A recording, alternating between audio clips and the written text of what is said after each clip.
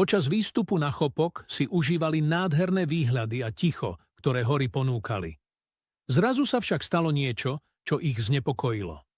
Na kraji chodníka našli niekoľko odpadkov, plastové fľaše, plechovky a papierové obaly.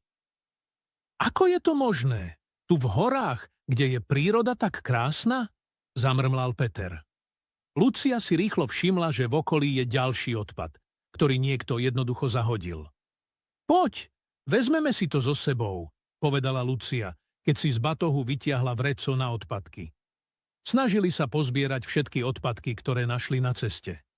I keď to znamenalo, že museli spomaliť a niečo si pridať do batohu, obaja vedeli, že je to správna vec.